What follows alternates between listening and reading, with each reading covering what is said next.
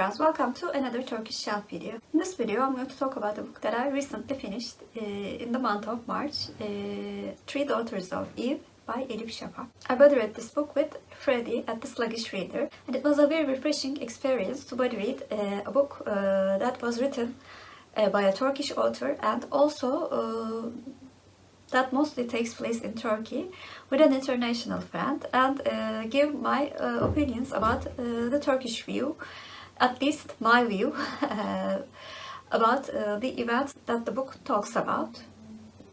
I actually did my first Turkish shelf video in October of 2019 with another Elif Şafak book, which was 10 minutes 38 seconds in the Strange World. I will link that video down below, but please bear in mind that video is one of my earliest videos, and also of course I'm not as comfortable as I am right now in front of the camera.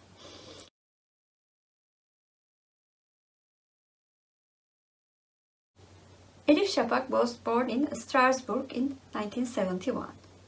She spent her childhood and teenage years in Ankara, Madrid, Amman, Köln, Istanbul, Boston, Michigan, and Arizona, because her father was a member of the Foreign Affairs staff. As well as being a famous writer, she is also an academic and a strong political figure. After graduating from International Relations bachelor degree, she had a Gender and Women's Studies master's degree and PhD in Political Science and Political Philosophy. She received those titles from Middle East Technical University in Ankara. She has taught in various universities in Turkey, UK, and United States. She is an advocate of women and LGBTQ+ rights and also freedom of speech. She currently lives in England. Elif Şafak is an award-winning author who writes both in Turkish and in English. Her first short story collection called Kem Gözlere Anadolu was published in 1994.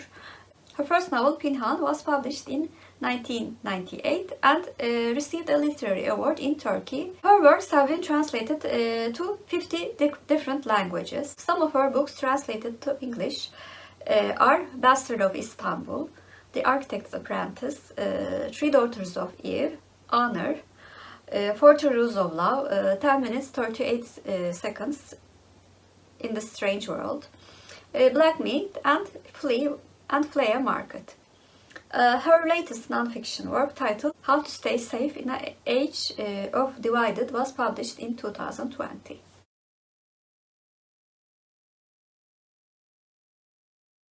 Three Daughters of Eve was originally written in English and translated into Turkish, and I read that translated version, which was very interesting considering that it was written by a Turkish author. Anyway, the book was published both in Turkey and in UK in 2016. In many places, the book was retitled Confused Quest. The book was featured on several lists of best books in 2018. The book follows two timelines, the present, which is 2015, and past of our main protagonist, Peri. In the first timeline, we follow Peri's childhood years, and then her university years, in which she studied in Oxford, UK. She meets two very different girls and befriends both of them there, who are Shirin and Mona. And then she attends a class about the concept of God in Oxford, led by Professor Azur, and her whole life changes after that. And in the modern timeline, Peri is now married with 3 children, wealthy, and she's on her way to a dinner party. Then she encounters a burglary attack, and then she questions her life, her past, her beliefs, as well as the people in that dinner party. And we slowly uncover the mystery that surrounds her past.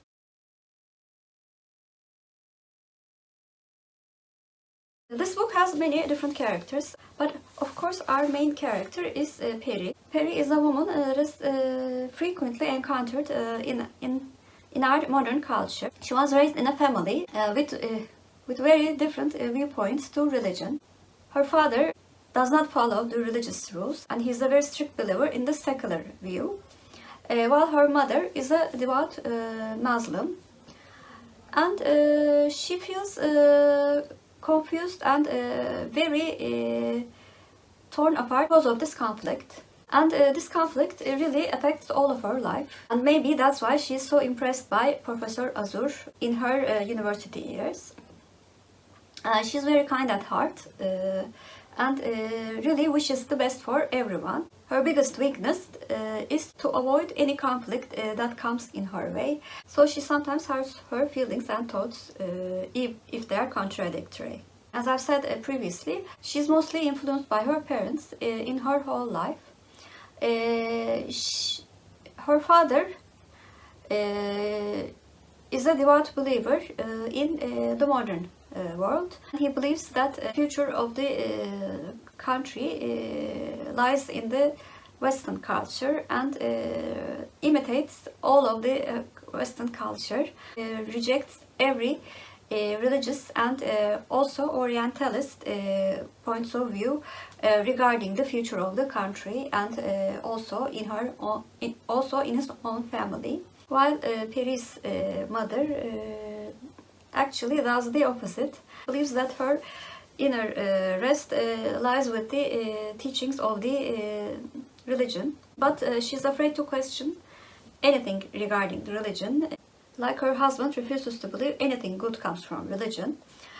So this creates a big conflict in their marriage. On the other hand, interestingly, the couple really loves each other and coexist in the same house, maybe for the sake of their children, but maybe because of their genuine love for each other. The book's title, Three Daughters of Eve, comes from three girls who were friends in the university. Peri is of course one of them, and Shirin is the second daughter of Eve. She was born in Iran after the Islamic Revolution in Iran. Their family had to flee to Europe. She has a big rebellion against anything religious or anything relating to tradition. She tries to break every barrier possible and tries to show herself and her strength in that way. Mona, who was born in Egypt and who's a very devout Muslim and lives her life according to Islamic rules. She seems to be the girl who has the most inner peace within herself, and she's also very tolerant towards other people who does not believe in her views, her religion. Lastly, we have Professor Azur, who seems to be the most mysterious figure in the beginning of the book. In order not to give spoilers, I will not say much about his character, but in one sentence I can say that he really wants to challenge the prejudices and thoughts that the students were born into, and make the students want to question themselves and their beliefs.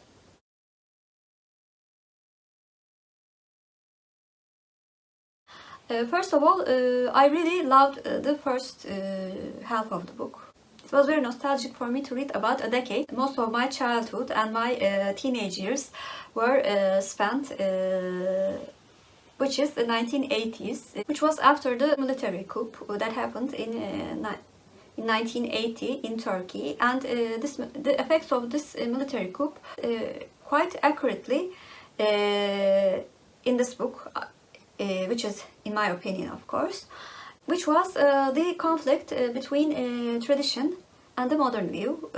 But in 1980s, those two conflicted groups were forced to peacefully coexist, but there were inner tensions which affected every family. And I was really impressed by the author's description of what the situation in Turkey is like in those times, which is still ongoing currently. So I'm going to read that passage. I'm interested in the dance between belief and doubt. I'm not a religious person in any sense. In reality, I do not like organized religions nor connective identities. But I am spiritual in my own way. I have a respect for both faith and doubt. People like me, agnostics and humanists, are a minority in Turkey. But we exist and are able to challenge this duality between atheism and absolute religiousness.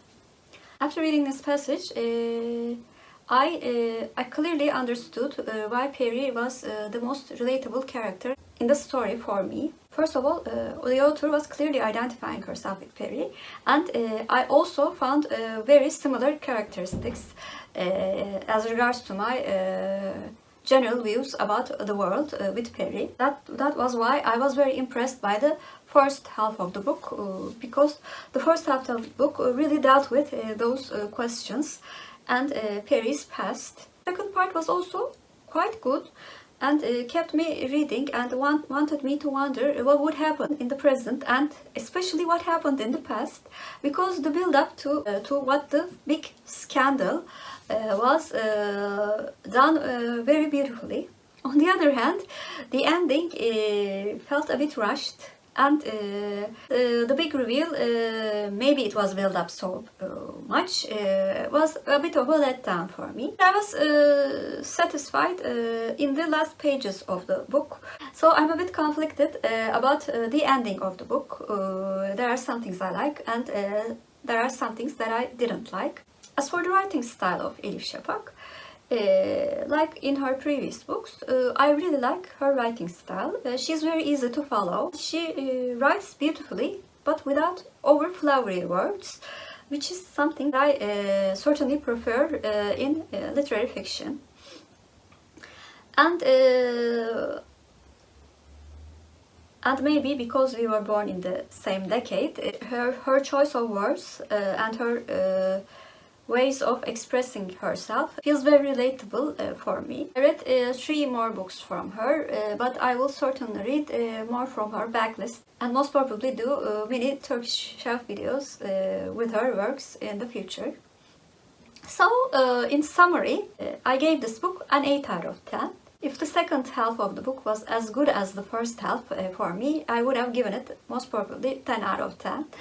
But it's still a really good book about the situation in Turkey and how some people like me are both very irritated and also sometimes confused about this ongoing and unfortunately rising conflict between these two opposing viewpoints. It's a book that I would definitely recommend those who are interested in those philosophical questions about God, religion, societies, Muslim culture, and other religious cultures.